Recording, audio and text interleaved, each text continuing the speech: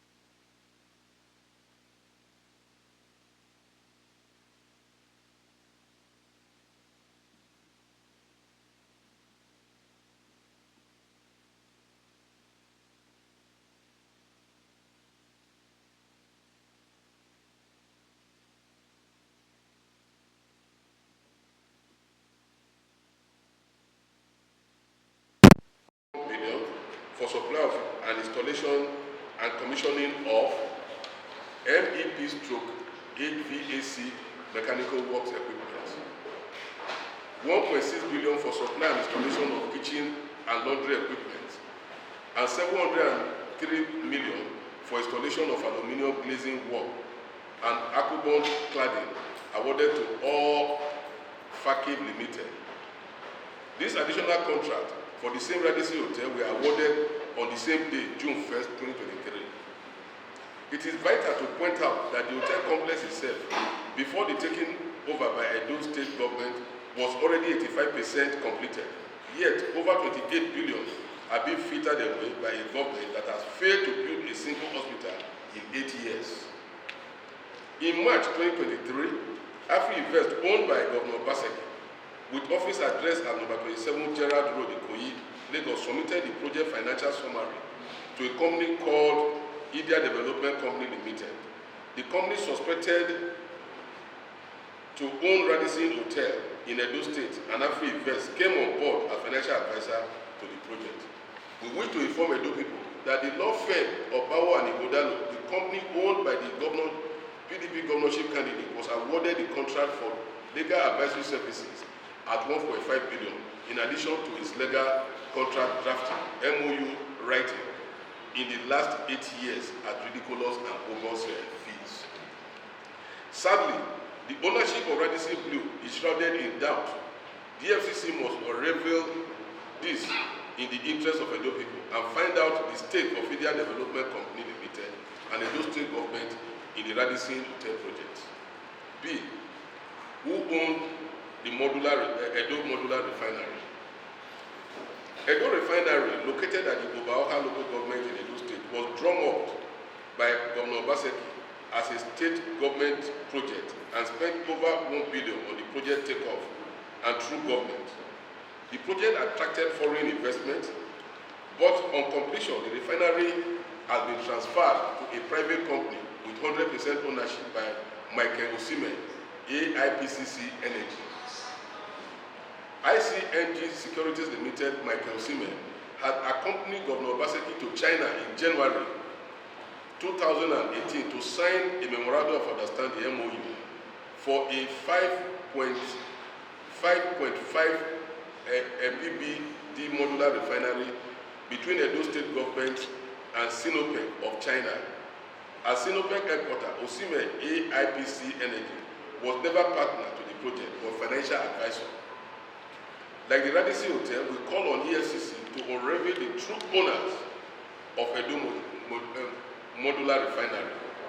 As a concerned political party, ready to preserve the interests of Edo people, we are calling on individuals, civil society groups, and concerned citizens to approach APC for documents relating to the Radisson Hotel, fraud, and others that will help them file a formal petition to the EFCC. Thank you. gentlemen of the press, for honoring our invitation, and we look forward to seeing you all the time. Gentlemen, please sit down. Take questions. We will take questions from you journalists here present this afternoon.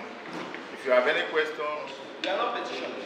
At least let's read it between the lines and do good reports that we want to do. So the petition. All these reads are in the realm of allegations. All the approvals and everything. If you are ready to go to EFCC today, we are ready to oblige you. It's in Naira. You heard me very clearly when I talked about the 15 billion, I talked about 20 billion. Naira, I also mentioned, you will get all the this thing. I also mentioned about 1.5 billion Naira that Aswa Bawo and Aswa Udalo collected. I think that is what is supposed to bother you. And it's the ownership of the refinery. You heard very clearly when I said the Mike Osime escorted the governor to China, and he was the financial advisor at that point. But the ownership of the refinery belongs solely to him. So that is the issue at hand. press reports. We will now listen to our chairman as he addresses the case and ask a question. Good afternoon, gentlemen of the press. Our expectation is that the flesh of this address should be reported. Any more questions? Thank you very much for being with us this afternoon. I expect that in the near future we will have reasons to call you again, because the hands